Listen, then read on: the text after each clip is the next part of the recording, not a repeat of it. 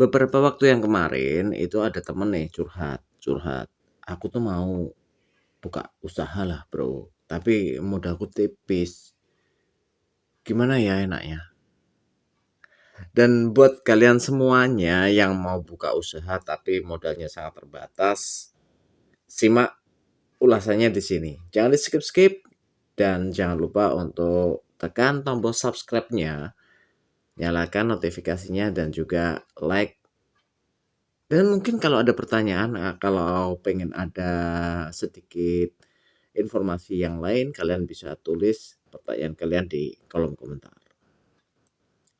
Tetap di zona cuan.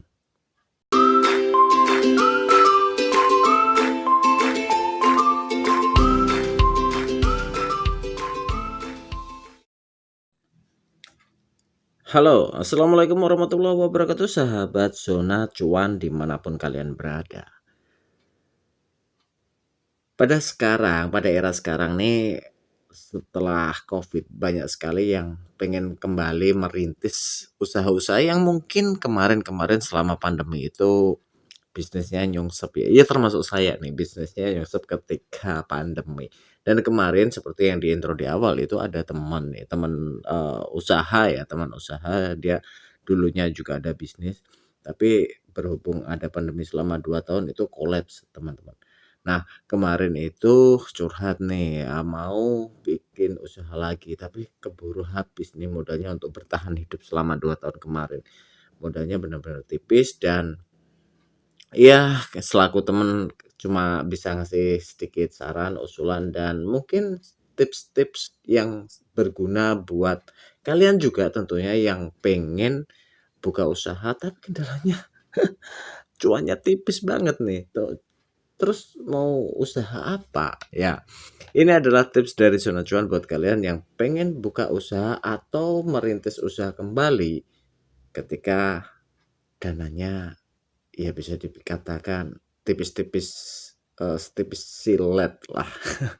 Dan usaha apa aja itu ya ini adalah tipsnya. Yang pertama itu kalian wajib wajib nih cari usaha yang sudah laku ya dan sudah berjalan di lingkungan kalian ya. Usaha yang sudah laku dan sudah berjalan di lingkungan kalian ini bisa kalian tiru, bisa kalian contoh ketika kalian menyaksikan survei kan, menyaksikan, "Oh, usaha ini kelihatannya udah jalan, usaha ini banyak konsumennya," ibaratnya seperti itu. Kalian bisa tiru aja usaha-usaha itu dengan sedikit ya, kalian punya punya kreasi sendiri. Mungkin kalian bisa mengkombinasi usaha yang mencontek itu, dalam tanda kutip, sebenarnya usaha nggak ada yang mencontek ya. Saat itu tidak ada yang mencontek. Ya paling tidak itu kalian, lihat di sekitar kalian, apa sih yang laku dengan budget yang minim. Buka usaha dengan budget yang minim itu, enggak usah punya ide boleh tinggi, tapi realita harus tetap kita jaga. Kenapa kita itu mencari usaha yang sudah laku dan sudah jalan di pasaran atau di lingkungan kalian? Yang pertama itu kalian tidak usah, bakar duit nih untuk try and error, untuk, riset pasar misalnya seperti itu.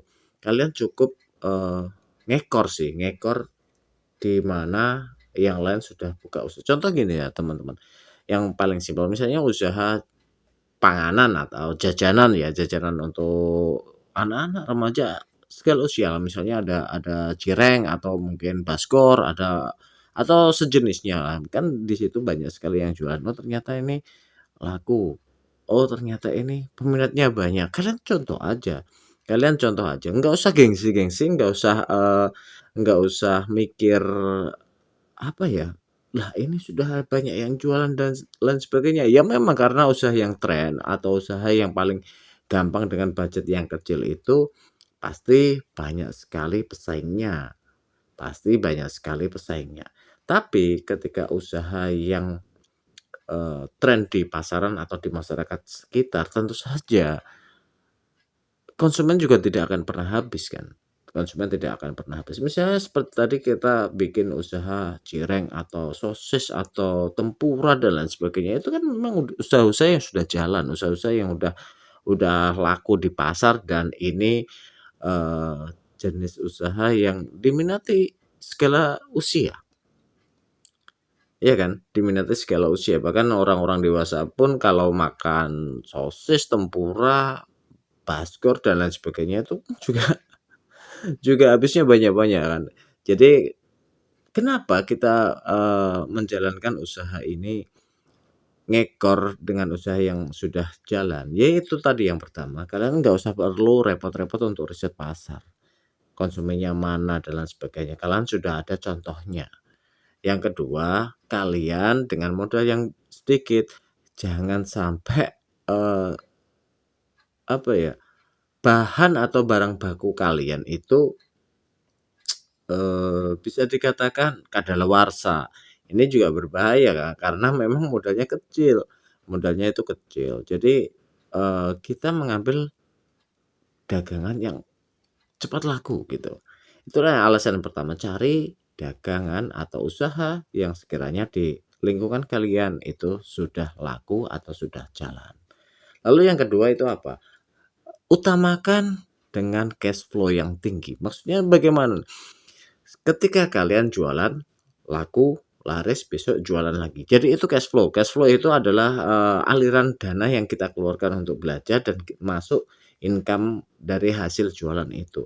Jadi kita tidak perlu untuk stok barang nih, tidak perlu untuk stok barang. Ya kita kita bisa kalkulasi sendiri, misalnya katakanlah, hari ini kalau contohlah seperti tadi basgor atau, tempura, sosis, dan lain sebagainya.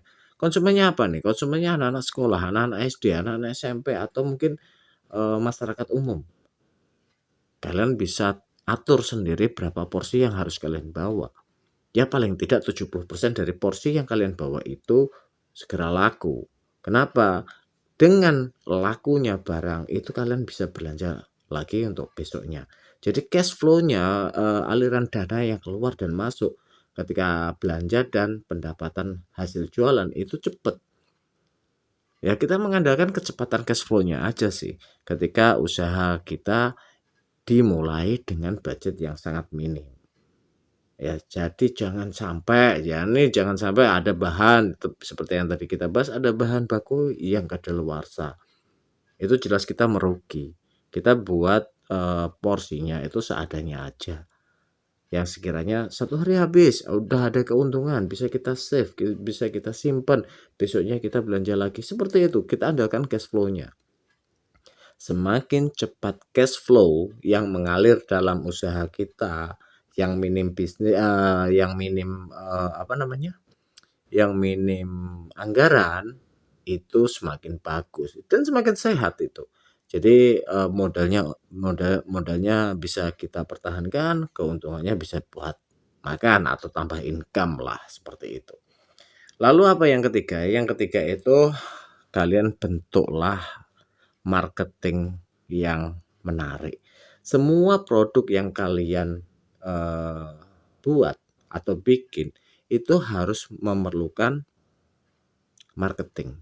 Marketing itu kalau dengan budget yang minim ya, budget yang minim di bawah 500.000 ibaratnya katanya seperti itu, di bawah 500.000 kalian ya paling tidak itu marketingnya, iklannya itu di media sosial kalian. Bisa di status WA, bisa di kalau kalian, punya Instagram, taruhlah di Instagram kalian, di story, atau mungkin di Facebook Reels dan lain sebagainya. Gunakan semua platform media sosial kalian untuk mengiklankan produk yang kalian jual. Ditambah lagi nih, kasih sisipan-sisipan untuk menarik pelanggan nih, untuk menarik pembeli. Itu kasih sisipan diskon misalnya seperti itu. Atau mungkin paketan ketika kalian beli sekian puluh porsi, ibarat kata itu.